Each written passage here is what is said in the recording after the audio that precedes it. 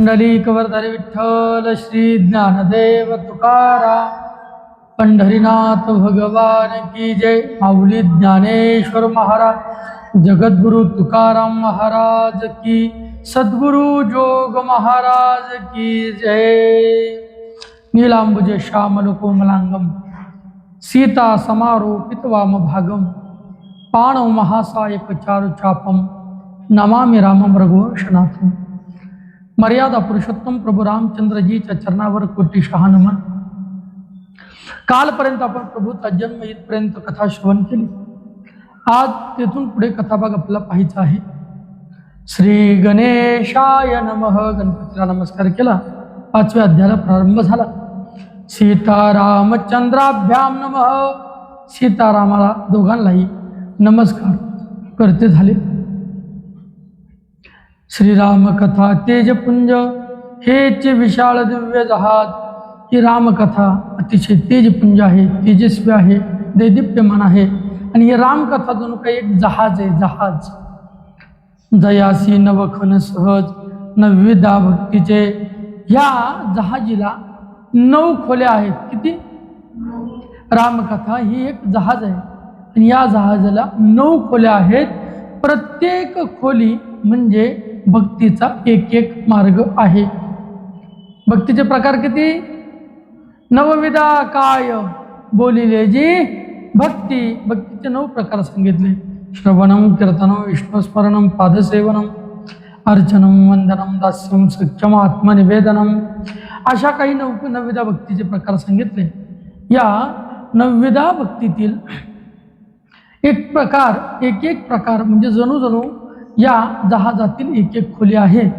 अशी ही रामकथा नावकथा रूपी नौका म्हणजे जहाज, या जहाजात असलेले हे नवविधा भक्तीचे 9 खंड। एकेका खणात बैसला अनुतापी महाभक्त।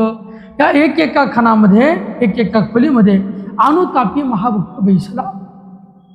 अनुतापी म्हणजे वैराग्यवान मोठे मोठे भक्त एकेका खणामध्ये बसले आहेत। कोण कोण बसले? श्रवणाच्या खणात बसला परीक्षित राजा, सख्यत्वाच्या खणात बसला अर्जुन, बरोबर आहे की नाही? दास्यत्वाच्या खणात बसला हनुमंतराय। वेगवेगळे नवविधा भक्तींच्या खणामध्ये ज्या त्या खोलीवरती आदिराज्य गाजून काही महाबलाढ्य अशा पद्धतीचे भक्त बसले आहेत। शीडवरी फडकत पालवित मोक्षुते। आणि मग ते काय करतात? प्रेमाचे शीडवर फडकत प्रेमाचा ध्वजवर फडकवू लागलेले आहेत। कशासाठी? मुमुक्षांना तो दिसण्यासाठी। येथे कर्णधार निश्चित स्वये जाणे जे रघुनाथ। माता या नावेचा, नौकेचा कर्णधार कोण आहे? प्रमुख कोण आहे? तर या नौकेचा कर्णधार आहे साक्षात प्रभू श्रीराम। तोच पहिलं पारासीनेत निजदासा बैसवनी। तोच निजदासाला या रामकथारूपी नौकेत बसून नदीच्या अलीकडल्या तटावरून पलीकडल्या तटावर घेऊन जातो। त्या श्रीरामाचे नाम गोड, त्या प्रभू श्रीरामाचं नाव अत्यंत गोड आहे। कथा ज्याची गगनाहुनी वाढ, त्या प्रभूची कथा ही आकाशापेक्षा मोठी आहे। गगन म्हणजे आकाश, आकाशापेक्षा या प्रभूची कथा अत्यंत गोड आहे किंवा मोठी आहे।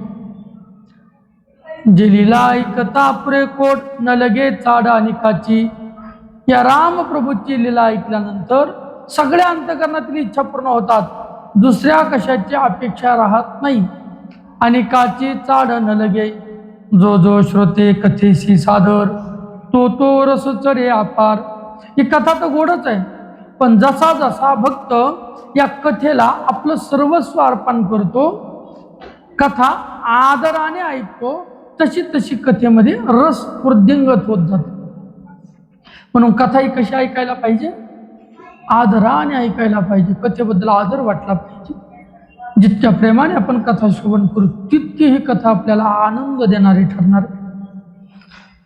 जैसा पुष्करी देखता रोहिणीवर चंद्रकांत पाजर सुटे। ज्या पद्धतीने पुष्करी रोहिणीवर देखता चंद्र पाहत असताना चंद्रकांत मणी जसा पाजर सोडतो, स्त्रवतो, तशा पद्धतीने रामकथा ऐकणारा एखादा चांगला भेटला तर रामकथेतून रस निघू लागतो। बृहस्पती सारखा वक्ता मतिमंद मिळाली श्रोता, ते व्यर्थ गेली ते कथा, जो नाही सादरता श्रोतयांशी ऐका. बृहस्पती सारखा एखादा वक्ता असेल पण ऐकणारा मात्र मतिमंद असेल, त्याची एक नाही 4-5 नट ढिल्ले असतील, तर मग असा मतिमंद श्रोता मिळाल्यानंतर बृहस्पती सारखा वक्ता असून काही उपयोग होईल का? मग बृहस्पती सारख्याने ही केलेली कथा ती व्यर्थ गेली कथा, जो नाही सादरता श्रोतयांशी. तशा पद्धतीने श्रोत्याला जर या रामकथेबद्दल आदर नसेल, प्रेम नसेल, तर ती कथा पूर्ण व्यर्थ गेली. म्हणून रामकथा कोणी ऐकायची? ज्याला रामकथेबद्दल फार प्रेम आहे त्यांनी रामकथा श्रवण करायची.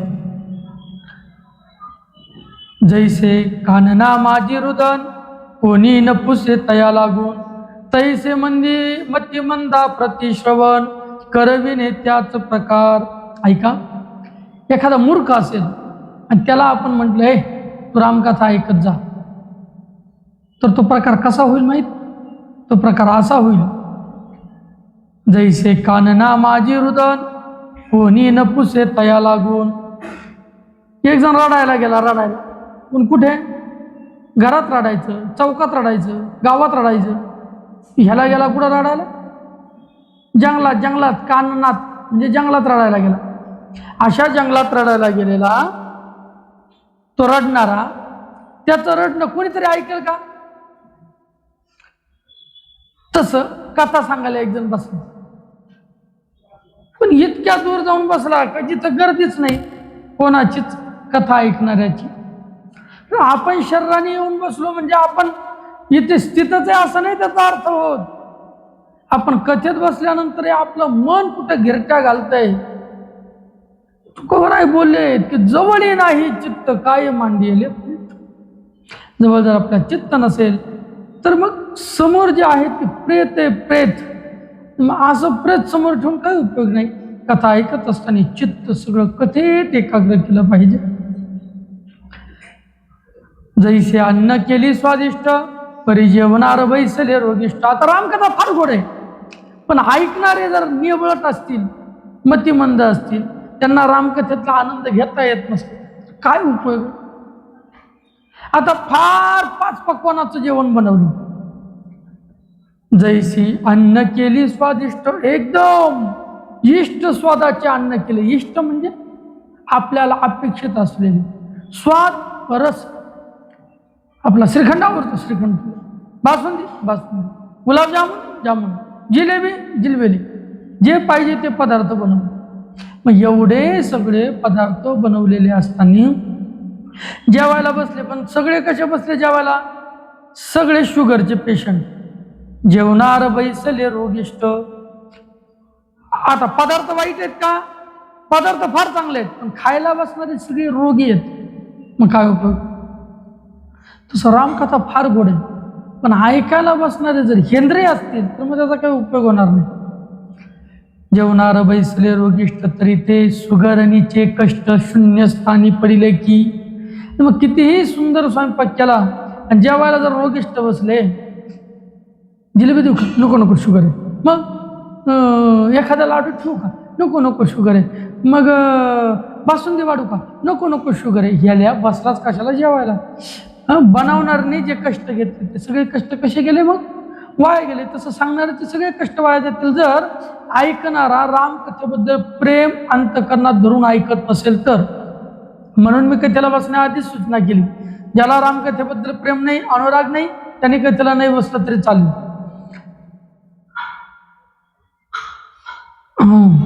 षड्रसान्य परिकर, परितो जेहू जाणे काय खर.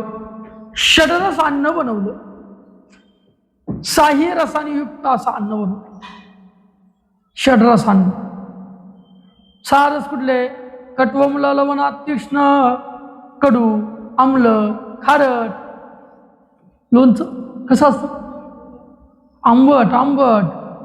आंबट गोड चवीचे लोणचं प्रवीणचे. येते की नाही? आंबट असते ते. लोणचं कसं असतं? आंबट. खीर कशी असते? गोड आहे. मिरच्या कशा असतात? तिखट. कारलं कसं असतं? कडू. असं कट वमलं. इडली कशी असते? डोसा आंबट, बरोबर की नाही? आप्पे आंबट, दही आंबट. म्हणजे असं कडू, आंबट, गोड, तिखट, खारट असे सगळ्या पद्धतीचे पदार्थ बनवले जेवणासाठी. आणि ते दिले कोणाला माहिती आहे का? कोणासमोर वाढले? गाढवासमोर. मग जेव काय जाणे खर. मग गाढवाला ते पदार्थाची चव कळणार आहे का? गाढवाला काय गुळाची चव? जेऊ जाणे काय खर, पंख गरते तर सुंदर हिरा नेऊन टाकीला. एकाला अनमोल किमतीचा असा हिरा सापडला. त्याने तो हिरा घेतला आणि त्याच्या घराच्या पाठीमागे असं चिखल झाला होता, त्या चिखलात नेऊन ठेवला. हा म्हटलं आता किती भारी दिसतो हिरा. अरे ह्याला हिरा तिथं ठेवायचा असतो. कवित्व सागराची रत्न दृष्टांत, त्याचे परीक्षक ज्ञाते पंडित, मतिमंद कुटील निश्चित त्यास परीक्षा नकळे. हे कवित्व रूपी सागरातून दृष्टांत रूपी रत्न बाहेर निघतात. समुद्रातून काय निघत असतात? रत्न निघत असतात. मग कवित्व हेच जणू काही काय आहे? समुद्र आहे. आणि मग या कवी समुद्रातून दृष्टांत रूपी रत्न बाहेर निघतात. परंतु त्याचा स्वीकार कोण करतं? कवित्व सागरीचे रत्ने दृष्टांत, त्याचे परीक्षक ज्ञाते पंडित. त्याचं परीक्षण करणारे असतात ज्ञाते लोक, पंडित लोक, विद्वान लोक. मतिमंद कुटील निश्चित त्यास परीक्षा न कळे. जे मतिमंद आहे, जे वाईट विचाराचे आहेत, त्याला ह्या रामकथेची परीक्षा कळणार नाही. पण जे शुद्ध बुद्धीचे आहेत त्यांना यातील एक एक दृष्टांत इतका आनंद देणार वाटेल. वा वा वा वा, काय श्रीधर स्वामींनी दृष्टांत दिला. सुधारस किरडावो तिला, गर्भात हासी दर्पण दाविला. की दिव्य मंचक घातला चिताभूमी सनेवनी.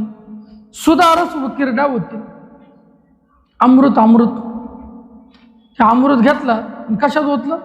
उकिरड्यावर ओतला. त्याचा काय उपयोग होणार आहे का? गर्भादासी दर्पण दाविला. गर्दप म्हणजे गाढव. गाढवाला आरसा दाखवला, बघ रे म्हणजे किती सुंदर दिसतो तू. त्याचा काय उपयोग आहे? की दिव्य मंचक घातला चिताभूमीस नेऊन.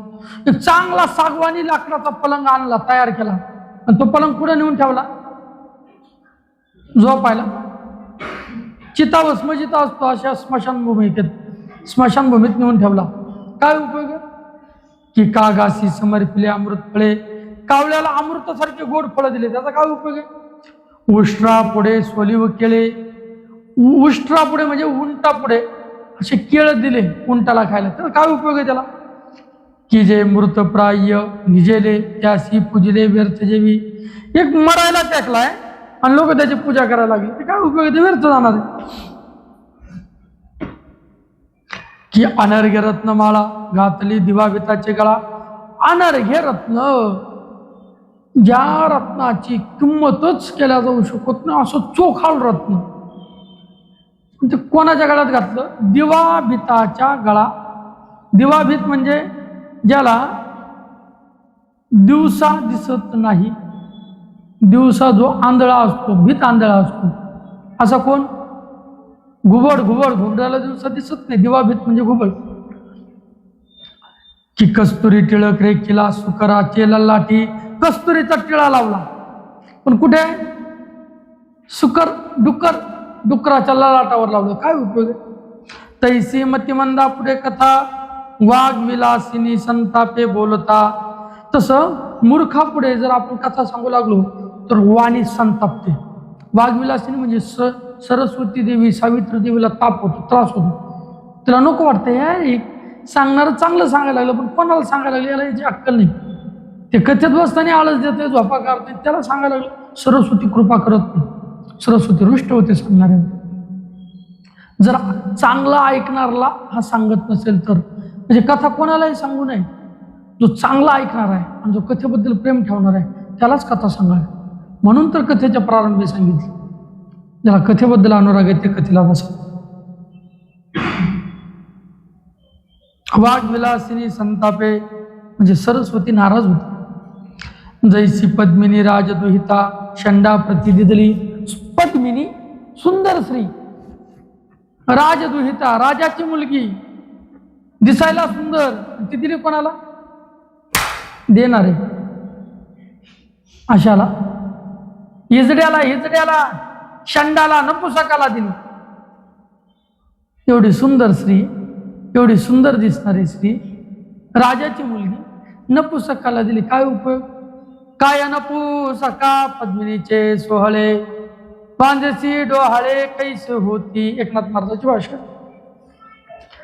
मग आता तस जशी ती कितीही सुंदर असली तरी ती नपुसकाला दिल्यानंतर त्याचा काही उपयोग नाही. तसं रामकथा कितीही गोड असली, मूर्खाला सांगितलं त्याचा काही उपयोग नाही. जो रामकथा श्रवणाचा अधिकारी त्यालाच सांगितली पाहिजे कथा. ज्याला रामकथेबद्दल अनुराग आहे त्याला सांगितली पाहिजे कथा. ज्याला रामप्रभूचं चरित्र समजून घ्यायचे त्याला सांगितली पाहिजे कथा. ज्याला देवाचं चरित्र ऐकून त्या चरित्रामध्ये निमग्न व्हायचं त्याला सांगितली पाहिजे कथा. इतराला कथा सांगून काही उपयोग नाही. भग्न पात्रा माझी नीर, कदा कालीन राहे स्थिर.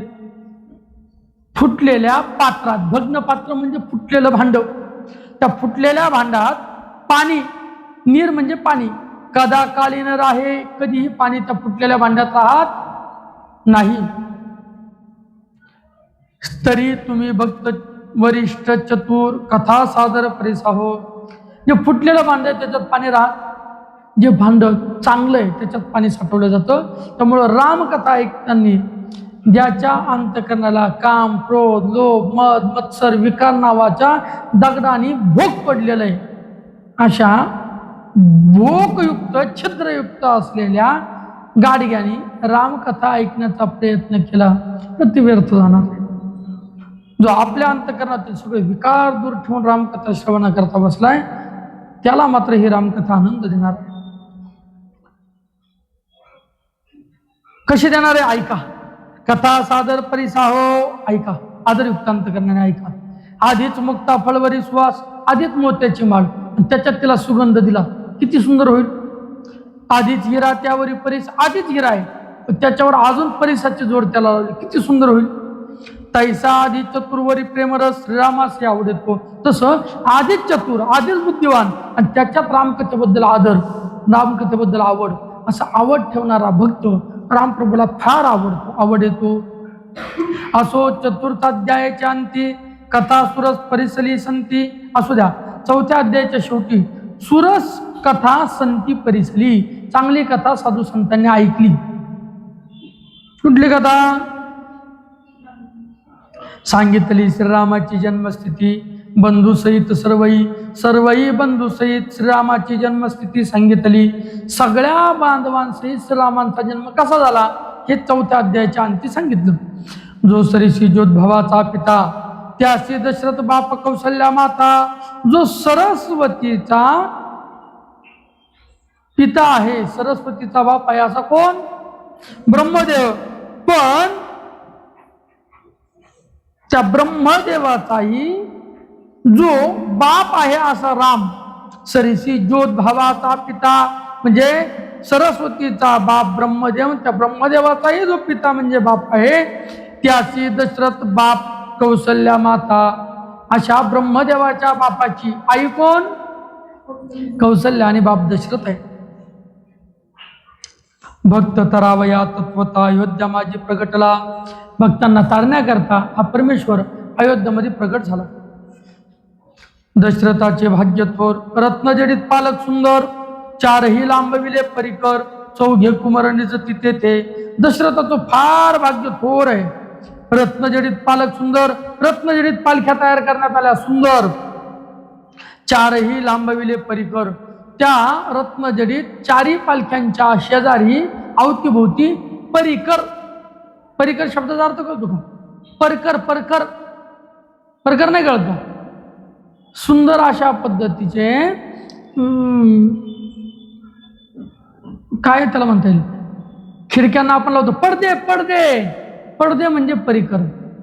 सुंदर अशा पद्धतीचे पडदे त्या सुंदर पालख्यांना चारही बाजूने लावलेले आहेत आणि त्यामध्ये ही चारही लेकरं आराम करतात, विश्राम घेत आहेत. 13व्या दिवशी पाळणा पहुडाविला रमा राणा. 13व्या दिवशी या रमा राण्याला लक्ष्मीच्या पतीला पाळण्यामध्ये घातलं आणि मग जो अगम्य वेद पुराणा, जो वेद पुराणाला सुद्धा कळत नाही, समजत नाही, अशा परमेश्वराला जो जो म्हणून हलविती, जो जो जो जो रे श्रीरामा, अशा पद्धतीने झोका द्यायला लागले, अंगाई गीत गायला लागले, जो जो म्हणून पाळणा हलवू लागले. जो सनकादिकाचे ध्यान, मृडाना पतीचे चिंतन, जो चतुर रसाचे देवतार्चन, त्याला जो जो म्हणून हलविती. जो सनकादिकाचं ध्यान आहे, जो शंकराचं चिंतन आहे, शंकर ज्याचं चिंतन करतो असा श्रीराम, सनकादिक ज्याचं ध्यान करतो असा श्रीराम. जो चतुरास्याचे देवतार्चन, चतुरास्य म्हणजे चतुरानंद, म्हणजे ब्रह्मदेवाचं जे देवतार्चन आहे, ब्रह्मदेवाची जी अधिष्ठात्री देवता आहे, त्याला जो जो म्हणून हलविती, त्याचा पालना जो जो म्हणून हलवण्याचं काम इतर जणी करत आहेत, त्यांच्या शेजारी बसल्या महिला करत आहेत. कशा पद्धतीने पाळणा घालतात? जो जो आदिमायेचा निजवर, आदिमायेचा निजवर असला हे प्रभू परमेश्वरा, जो जो जो जो जो जो जो पुराण पुरुष परात्पर, जो माया चक्र चालक चतुर, जो जो म्हणून हलविती, जो आदिमायेचा पती आहे, पुराण पुरुष आहे, जो परावाणीच्या पलीकडे आहे, जो माया चक्र चालवणारा आहे, जो चतुर आहे, अशा प्रभूला धोका देत देत देत अंगाई गाण्याचं काम चालू आहे, पाळणा हलवण्याचं काम चालू आहे. जो जो अगम्य दशवदना, दशशतवदना, जो जो अगम्य दशशतवदना, हे परमेश्वरा जो कसा आहे? अगम्य आहे. अगम्य म्हणजे कळण्यास कठीण आहे, आणि दशशतवदना म्हणजे जो शेषालाही अगम्य आहे. दशशत वदना, शत गुणा 10 किती होतात? शत म्हणजे 100, 10 म्हणजे 10. दशशत वदना, 1000 तोंडाचा जो आहे असा शेष, त्या शेषालाही जो कळणं आगम्य आहे. आगम्य दशशत वदना, अशा परमेश्वराला जो जो जो जो जो जो म्हणून पालना हळवतात. प्रेमळ पाळ नित्य रमा राणा, जो प्रेम स्वरूप आहे तो परमेश्वर, रमेचा राणा, लक्ष्मीचा पती. जवळी जाऊ भाललना, सुवासिनी कोणत्या ऐका. आणि त्या प्रभूला प्रेमाने जो पाळणा हलवत होते, त्या ज्या ज्या जवळ होत्या, ललना म्हणजे सुंदर स्त्रिया ज्या ज्या जवळ होत्या, त्या कोण होत्या? ऐका. पाळण्या भोवत्या कामिनी, शांती क्षमा दया उन्मत्नी. पाळण्या भोवतीच्या ज्या स्त्रिया होत्या त्या होती शांती, क्षमा, दया, उन्मनी. उपरती सद्विद्या भामिनी, जो जो शब्द हलविती. शांती, क्षमा, दया, उन्मनी, उपरती, सद्विद्या, भामिनी, या सगळ्या जो जो शब्दांनी रामप्रभूला झोका देत होत्या. निर्वाण दीक्षा स्वरूप स्थिती, मुमुक्षा निष्कामना प्रतिती, सुलीनता समाधी सद्गती, लीला गाती स्वानंदे, परापश्यंती मध्यमा वैखरी, गजरे गाती चौघिनारी, चारी मुक्ती निर्धारी, चहूकोणी तटस्थम. घरात मुख्य या सुंदरी, इतर बैसल्या बाहेरी. घरात कोण कोण होत्या? निर्वाण दीक्षा, स्वरूप स्थिती, मुमुक्षा, निष्कामना, प्रतिती, सुलीनता, समाधी, सद्गती, या सगळ्या लीला गाऊ लागल्या आहेत. लीला गाती स्वानंदे, परापश्यंती मध्यमा वैखरी, हे वाणीचे प्रकार. गजरे चौघी नारी, चारी मुक्ती निर्धारी. या चारी स्त्रिया परापश्यंती मध्यमा वैखरी, चारी मुक्त्या गात होत्या. कुठल्या कुठल्या? समीपता, सलोकता, स्वरूपता आणि सायुज्यता. चहूकोणी तटस्थ, या चौघी तिच्या आपापल्या पद्धतीने चारही मुक्त्या गुणगान करत होत्या, परापश्यंती मध्यमा वैखरी गात होत्या. घरात मुख्य या सुंदरी होत्या, इतर बैसल्या बाहेरी. पण इतर काही ज्या होत्या त्या बाहेर उभ्या केलेल्या होत्या. कोण कोण? जागृती स्वप्न सुषुप्ती नारी, त्यांची रावण आरी दिसेना. जागृती स्वप्न सुषुप्तीला रावण आरी दिसेना. रावण आरी, रावणाचा शत्रू दिसत नव्हता. त्या घराच्या बाहेर होत्या. असंभावना, विपरीत भावना, विक्षेपता, गतायाता या तुर्यादावी शहाणपणा बहुत जाणती असे मी. तुर्या सांगायची का मी फार जाणती आहे. तुर्या अवस्था आहे, गातायता अवस्था आहे, विक्षेपता अवस्था आहे, विपरीत भावना अवस्था आहे, असंभावना विपरीत भावना. विपरीत भावना शब्दाचा अर्थ होतो बुद्धीच्या विविध अवस्था. अशा बुद्धीच्या विविध अवस्था, विपरीत भावना, असंभावना, विक्षेपता, गातायता, तुर्या या सगळ्या शहाणपण दाखवायच्या. मी जाणते मी जाणते मी जाणते असं म्हणायच्या. पण तरी त्यांना घराच्या बाहेरच प्रवेश होतो, घरात प्रवेश नव्हता. 12, 16, 14 नारी. 12 कोण? 12 राशी. 16 कोण? 16 कला, षोडश कला आपण ज्याला म्हणतो. 14 कोण? 14 विद्या.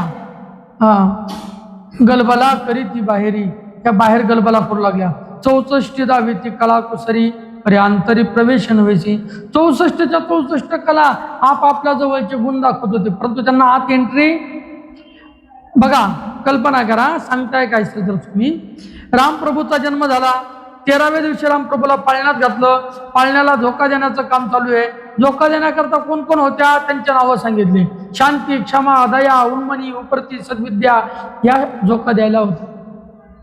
मग आत एवढ्याच जणी होत्या आणि बाकीच्या बाहेर होत्या. कुठल्या कुठल्या? परा, पश्यंती, मध्यमा, वैकरी. घरात मुख्य या सुंदरी या घरात होत्या. असंभावना, विपरीत भावना, विक्षेपता, गातायता, तुर्या या सगळ्या घराच्या बाहेर होत्या. 12, 16, 14 नारी गलबला करती बाहेरी. 64 दावी ती कळा कुसरी अंतरी प्रवेश व्हायची.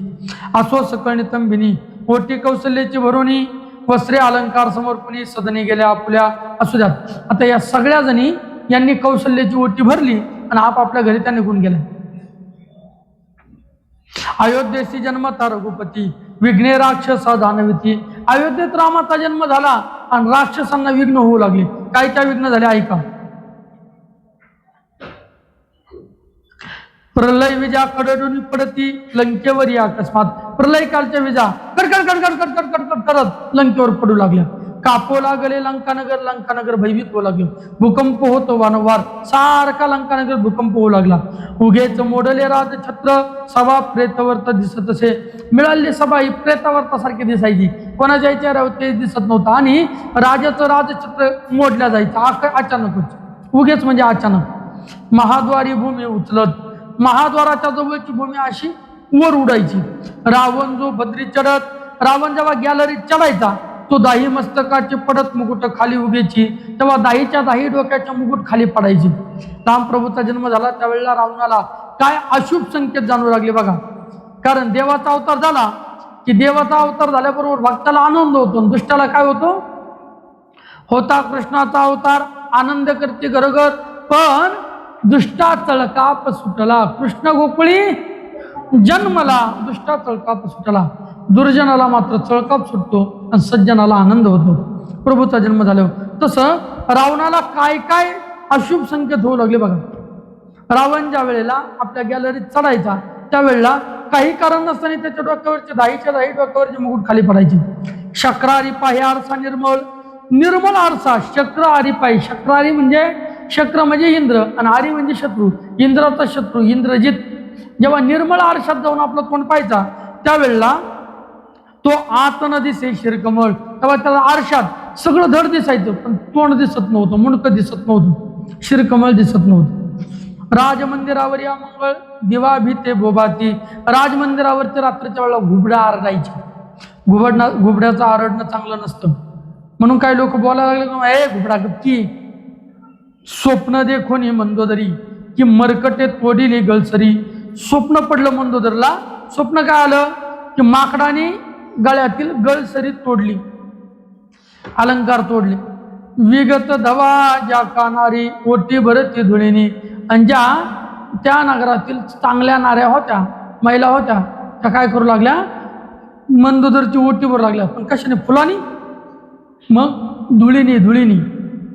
ललाट शून्य सुलोचना, सुलोचना ललाट शून्य देखती झाली मय कन्या. मय राजाची मुलगी. काय नाव तिचं? मंदोदरी. मंदोदरीच्या बापाचं नाव काय? मयासूर. असा मय नावाच्या दैत्याची मुलगी मंदोदरी सुलोचना ललाट शून्य देखती. सुलोचनाच्या कपाळावरचं कुंकू तिला दिसत नव्हतं. सुलोचनाच्या कपाळावर तिला कुंकू दिसत नव्हतं. सुलोचना कोणाची पत्नी? इंद्रजिताची. चिंता पडली रावणा म्हणे ईश्वर शोभला की. रावणाला चिंता पडली, अरे हे असं झालं, एवढं सगळं विपरीत दिसायला लागलं, असं वाटतं जणू काय आता ईश्वर आपल्यावर रागवलाय, कोपलाय. ईश्वर आपल्यावर रागवलाय हे कसं कसं ओळखायचं ऐका. ईश्वर झाली या पाठीमोरा, नसती विघ्ने येते घरा. ईश्वर जर आपल्यावर नाराज असला तर नसलेलेच लाचांड आपल्या मागे येतात, नसलेच विघ्न, नसलेच संकट आपल्या घरी येतात. महारत्न होती गारा कोणी न पुसती तयाते. किती 2-2 हजारच्या नोट आपल्या जवळ राहिल्या तर ते उगा कागदाच्या रूपाच्या होऊन जातात, तर 2,000ला कुणी विचारित नाही. मोठे मोठे रत्न गारा होऊन जातात, त्याला कुणीच विचारत नाही जर देव आपल्यावर नाराज झाला तर. आपले द्रव्य लोकावरी ते बुडवणे जायन लाभे करी. आपलं ज्याच्यावर द्रव्य असतं, ज्याच्याकडनं आपलं घ्यायचं असतं, ते पैसे बुडवतात आणि कुठेतरी लांब निघून जातात. ज्याचे देणे ते द्वारी बैसत्या न घालून. आणि ज्याचं देणं असतं, आपण ज्याला देणार असतो ते दारात घेऊन बसतात, द्या ना महाराज 50,000 रुपये तुम्हाला किती दिवसापूर्वी दिले होते, राव द्या की. आणि आपला ज्याच्याकडनं घ्यायचं असतं ते दाराला कुलप लावून पळून जातील.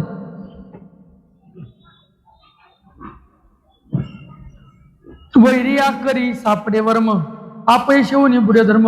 वैर्याला आपलं वर्म कळालं, समजायचं देवाचा कोप झाला. आपल्याला अपयश होऊन धर्म पुढायला लागला, समजायचं देवाचा कोप झाला.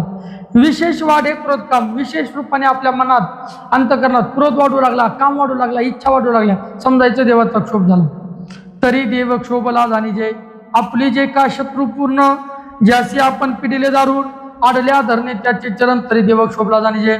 एकेकाळी जो आपला शत्रू आहे, परंतु आता आपल्या असं संकट आलं की आपल्याला आता शत्रूचे पाय धरल्याशिवाय पर्याय नाही, अशा वेळेला समजायचं देवाचा आपल्यावर कोप झालेला आहे. लाभा करण्याने घे उदिमास तो हानीची होय दिवसेदिवस. लाभ मिळावा म्हणून व्यापार करण्याकरता जर एखादा निघाला, परंतु हानीच जर आपल्या पदरात पडत असेल तर समजायचं देवाचा आपल्यावर कोप झाला. पूज्यस्थानी अपमान विशेष तरी देव क्षोभला जाणीजे. जिथं आपल्याला पूजा भेटावी, जिथं आपलं वर्णन व्हावं, जिथं आपलं गुण गायला जावं, तिथं जर आपला अपमान होत असेल तर समजायचं देव आपल्यावर रागवलं.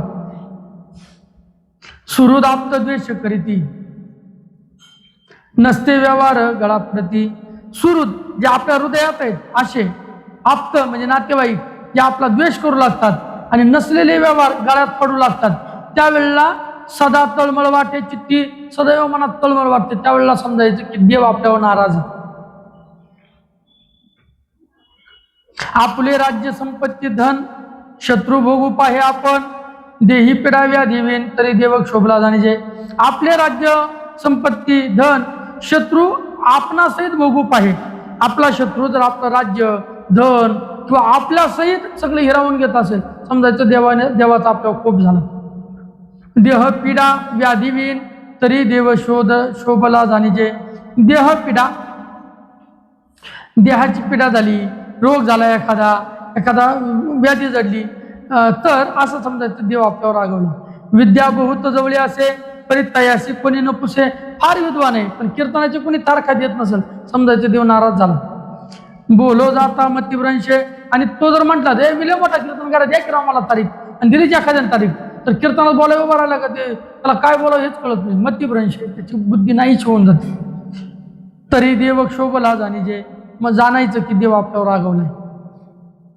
ठेविली ठेवन सापडे. आपण कुठं धन ठेवलं होतं की आपल्याला सापडतच नाही वेळेवर, समजायचं देव आपल्यावर रागवलाय. नसतीच व्याधी अंगी जडे. नसलेलं दुखणं अंगाला जडलं, अंगाला लागलं की समजायचं देव आपल्यावर रागवलाय. सदा भय वाटे तो उकडे. सदैव आपला जर भीती वाटत असली, समजायचं देव आपल्यावर रागवलाय. तरी देव क्षोभला जाणीजे. वृद्धपणी हे दारिद्र्य. म्हातारपणात आपल्याकडे दारिद्र्य आलं, समजायचं देव आपल्यावर रागवल्या म्हणून दारिद्र्य आले. श्री मृत्यू पावे गेले नत्र. बायको मेली का समजायचं देव आपल्यावर रागवला. मी म्हणतो देव माझ्या लवकर रागवा. गेले नेत्र, डोळे गेले तर असं समजायचं, डोळे गेले तर आपण काय समजायचं की देव आपल्यावर रागवला. उपेक्षुनी हेळसती पुत्र. उपेक्षुनी पुत्र हेळसती म्हणजे आपली उपेक्षा करून पुत्र जर आपला हाडहाड करायला लागले, समजायचं देव आपल्यावर रागवले. असो लंके माझे रावण सांगे प्रधानाशी बोलवून, असू द्यात लंकेमध्ये राजाने प्रधानाला बोलवलं आणि सांगितलं, अहोरात्र सावधान लंका नगर रक्षावे. तुम्ही दिवस रात्र लंका नगरीचं रक्षण करा. का?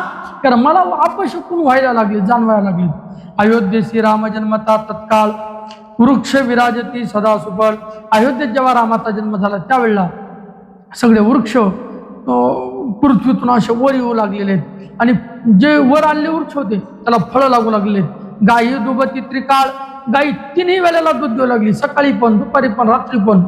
क्षीर तुंबळ नसावरे, दूध कुठं ठेवा अशी जागाच राहिली नाही, कुठं साठवा अशी पंचायत पडायला लागली, इतकं दूध मिळायला लागलं. क्षीर तुंबळ नसाच. आधी व्याधी विरहित लोक आधी व्याधीने विरहित होऊन गेले. त्यांना आदिदैविक, आदिभौतिक, ते 3 प्रकारचे रोग सांगितले. ताप 3 सांगितलेत ना, आदिदैविक, आदिभौतिक आणि आदिदैविक, आदिभौतिक आणि आध्यात्मिक, हे 3 ताप आहेत. आध्यात्मिक ताप, आदिदैविक ताप, आदिभौतिक ताप. आदि व्याधी विरहित लोक, आदि व्याधी रहित लोक विरहित होऊन गेले, रोगमुक्त लोक होऊन गेले. नाही चिंता दारिद्र्य दुःख, त्यांना चिंताही नाही, दुःखही नाही आणि दारिद्र्य नाही. शुष्क धरणे अपार पीक, पिको लागली ते दवा. कोरडी जमीन ती सुद्धा पीक द्यायला लागली, अपार पीक, भरपूर पीक द्यायला लागली. अवतरताच जगजीवन, देवाचा अवतार झाल्याबरोबर जन जरारहित झाले तरुण. जे म्हातारे लोक होते जरारहित तरुण झाले, ते म्हातारे होते ते तरुण झाले, तरुण. अविद्या पापमुळी होऊन देशदडी झाले, अयोध्येतून पाप मुळासहित निघून गेलं, देशदडी झालं, ते देशोदेशीला पळून गेलं. दारिद्र्य झाले भाग्यवंत, जे दरिद्र होते ना फार भाग्यवंत झाले.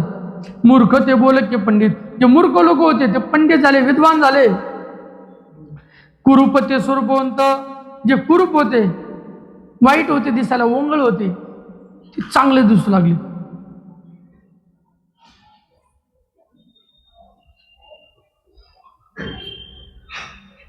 देदीप्यमान तेजस्वी दिसू लागले.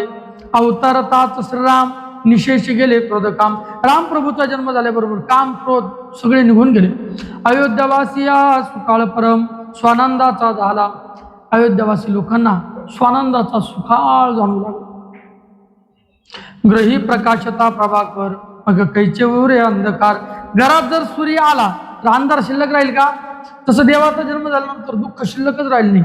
गृहस्वामी येतात तस्कर, पळून जाती चोहीकडे. तस्कर म्हणजे चोर. घराचा मालक आल्याची चाहूल लागल्यानंतर ते जसे रानुमाळ पळतात तसं देव आल्याबरोबर सगळे दुःख रानुमाळ पळून गेले. की बोलता ज्ञानी वेदांत, सकळ मते होती कुंठित. ज्ञानी मनुष्य जर वेदांत बोलायला लागला तर सगळ्यांच्या मती म्हणजे बुद्ध्या कुंठित होऊन जातात, गती थांबते सगळ्यांच्या बुद्धीची. की सद्विवेक होता प्राप्त, संसार दुःख वितळून जाते. सद्विवेक जर मनुष्याच्या चित्ताला प्राप्त झाला तर संसार दुःख तो सगळे नाहीसे होतात, विसरून जातो तो. की प्रवेशता वैराग्य शांती, वैराग्य शांतीने जर प्रवेश केला दुष्ट काम क्रोध पळती. दुष्ट असले काम क्रोध पळून जातात. तैसा अवतरता रघुपती दोष दुष्काळाने माले. तसा राम प्रभूचा अवतार झाल्याबरोबर दोष नावाचा दुष्काळ सगळा आटून गेला. असो दशरथाचे सूत एकामागे एक रांगत. असू द्यात राम प्रभू, दशरथाचे सूत म्हणजे रामप्रभू आणि लखनजी, भरतलाल, रिपुसुदन म्हणजे शत्रुघ्न, हे एका पाठीपाठ एक रांगू लागली. कौशल्य आणि दशरथ संतोष ते पाहता. कौशल्य आणि दशरथाला हे 4ही मुलं पण फार आनंद वाटायचा. पांचबुंद अंगणात हळूहळू चौघे चालत, 4-4, 5-5 पावलं उगत चालण्याचा प्रयत्न करायचे चौघही जण.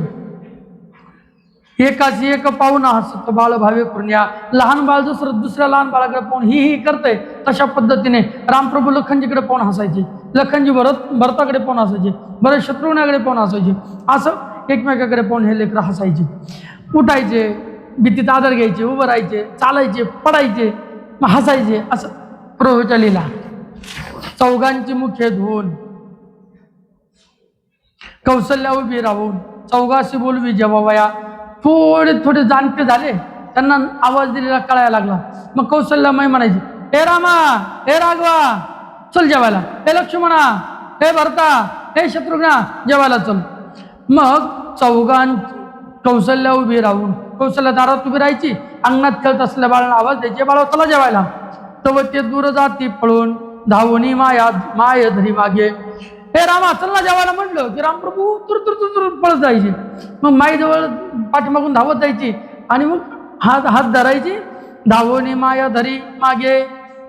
आई कौशल्य त्यांना धरायची आणि घरी आणायची. आणून काय करायची, चौघाची मुख्य धुवून चौघांचे तोंड धुवायची, भोजनाची बैसवी दटावून, हे जेवतो का नाही तू, खाय नाही तो बाबुल बोलेल बरं का, काय, अशी भीती दाखवायची देवाला सुद्धा.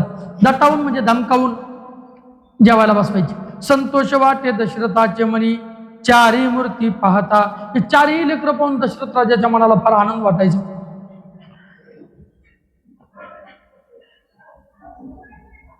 म्हणे कोण पुण्याचे पर्वत, मी पूर्वी आचरलो बहुत, तरीच हे चौघे आदित्य अवतारला माझ्या पोटे. म्हणायचे मी कोण्या जन्मात एवढे पर्वत वाढले, मोठमोठे पुण्य सुकृत केले होते कोणास ठाऊक, की त्या योगाने हे चारही मूर्तिमंत लेकरं माझ्या पोटी जन्माला आले. चिमण्या मूर्ती, चिमणे ठाण, लहान लहान लेकरं, लहान लहानच त्यांच्या लीला. चिमणी धनुष्य, चिमणे बाण. चिमणी म्हणजे लहान धनुष्य, त्याला लहानच बाण. चिमणी नुपुरे रुंजून, पायी गजरी चौघांचे. आता चिमणी नुपुरे म्हणजे बारीक पायामध्ये बारीक बारीक पैंजण घातले होते. नुपुरे म्हणजे पैंजण, आणि त्या पैंजणला बारीक बारीक बारीक बारीक घंट्या होत्या आणि त्या अशा गरजायच्या, छुमछनन छुमछनन छनन छनन छनना. कृष्णाच्या बाळाच्या पायी वाजती पैंजण, शपक गवळण नाही, अशा पद्धतीने ते छुम छुम छुम छुम छुम छुम वाजायचे.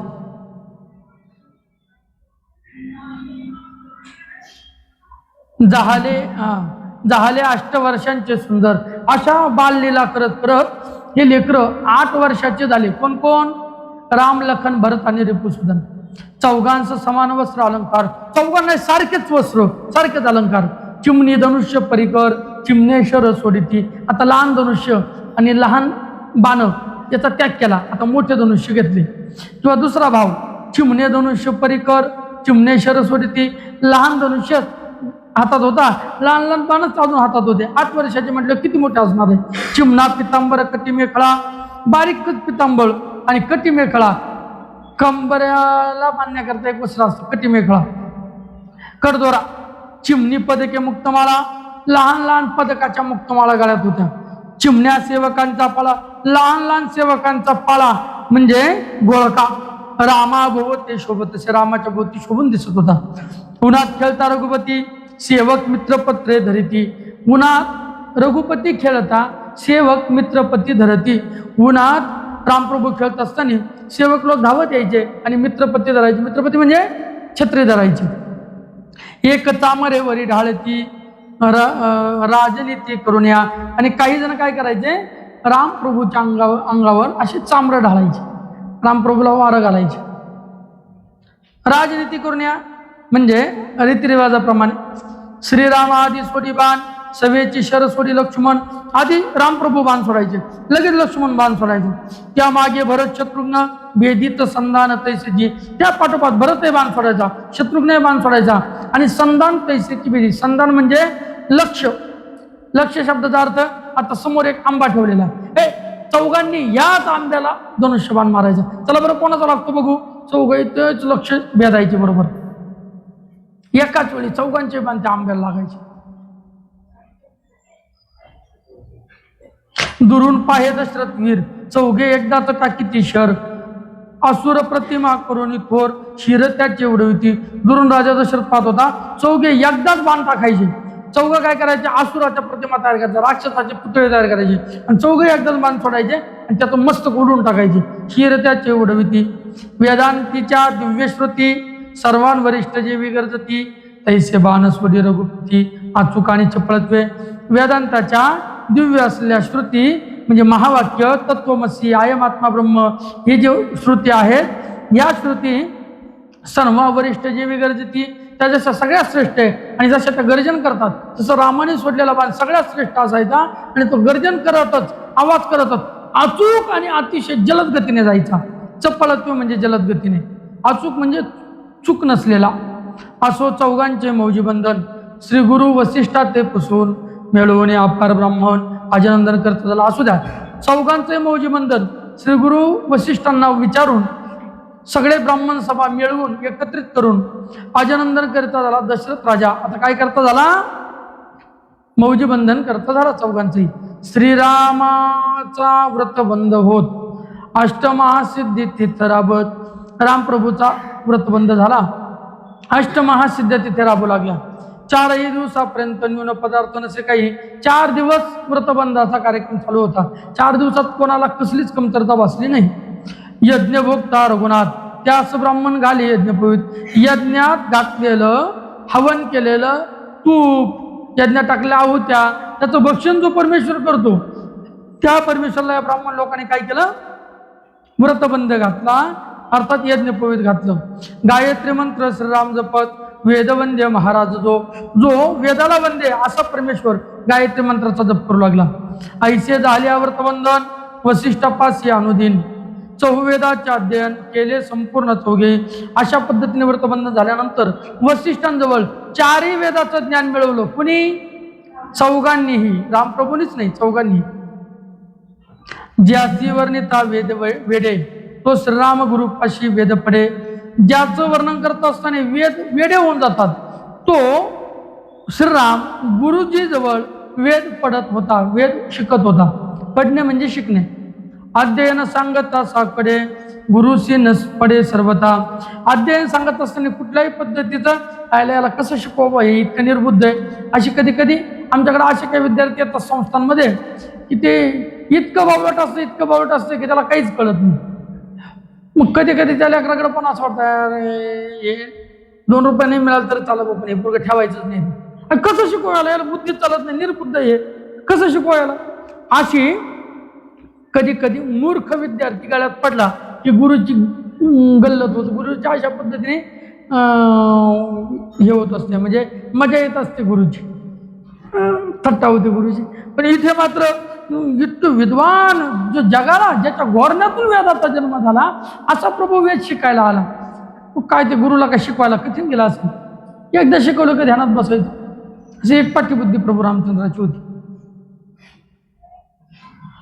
या उपरी 12 वर्ष तत्वता संपूर्ण झाली रघुनाथा.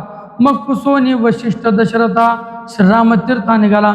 असू द्यात, यानंतर 12 वर्षाचा रामप्रभू पूर्ण झाल्यानंतर रामप्रभू वशिष्ठ गुरुदेवा दशरथा पुसोनी रामतीर्था निघाला.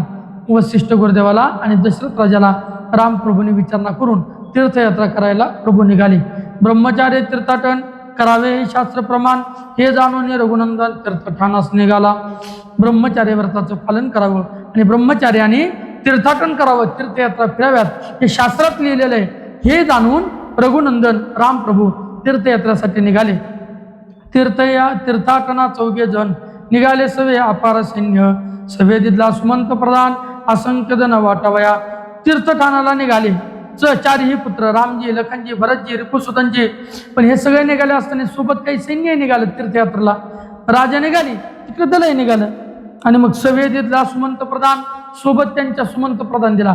त्याला सगळे लहान लहान बालक आहेत तुम्ही. आताशे तुम्ही 12-12 वर्षाचे झालेत, 14-15 वर्षाचे तुम्ही झालेत, 14 वर्षाचे. मग आता तुम्ही अशा असताना एक काम करा, तुम्ही सुमंत प्रधानाला सोबत घ्या. म्हणजे मग सुमंत काका मोठे आहेत, ते तुम्हाला घेऊन जातील, सगळे तीर्थयात्रा फिरून आणतील. सवेदीतला सुमंत प्रधान असंख्य धन वाटावया. सोबत असंख्य धन दिलं. जा या वाटेत तीर्थयात्रा करता करता जिथं जाल तिथे तुम्ही काय द्या? धन द्या, दान करा. सवत्स गायीचे भार, नाना वस्त्रे अलंकार, गायी दिल्या, वेगवेगळ्या पद्धतीचे अलंकार दिले, वस्त्र दिले. तीर्थी वाटी रघुवीर याचकाशी सन्माने. प्रभू रामचंद्र प्रत्येक तीर्थाला गेल्याबरोबर त्या तीर्थामध्ये याचकांना मागणाऱ्याला तिथे धन तुझे जे मागेल तिथे देऊ करत होते. ज्या तीर्थाचा महिमा जैसा पूर्ण श्रीराम करी तैसाचे विधान. ज्या तीर्थाचा महिमा असतो श्रीराम प्रभू त्या तीर्थात गेल्यानंतर तशीच क्रिया करायची. ज्याच्याने सकळ तीर्थे पावन तो रघुनंदन तीर्थेंडे. ज्याच्यापासून सगळ्या तीर्थाला पावनत्व प्राप्त झालं.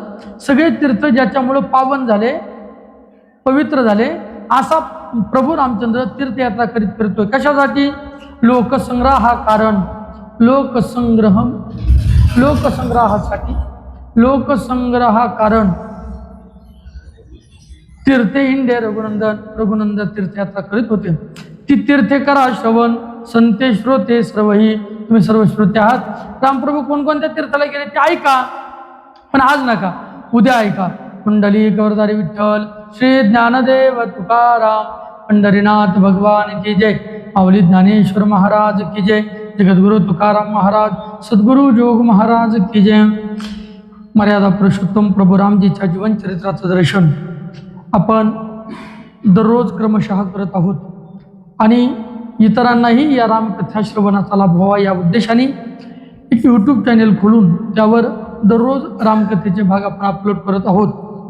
त्यामुळे इच्छुकांनी या कथामृताचा आनंद घेण्यासाठी, आपल्या चॅनलवर नवनवीन व्हिडिओ पाहण्यासाठी आपल्या चॅनलला सबस्क्राईब करा. व्हिडिओ आवडल्यास लाईक करा आणि इतरांना पाठवा, शेअर करा. पुंडलिक वरदरी विठ्ठल, श्री ज्ञानदेव तुकार, प्रभू रामचंद्र भगवान की, उमापती महादेव की, पवन सुत हनुमान की जय.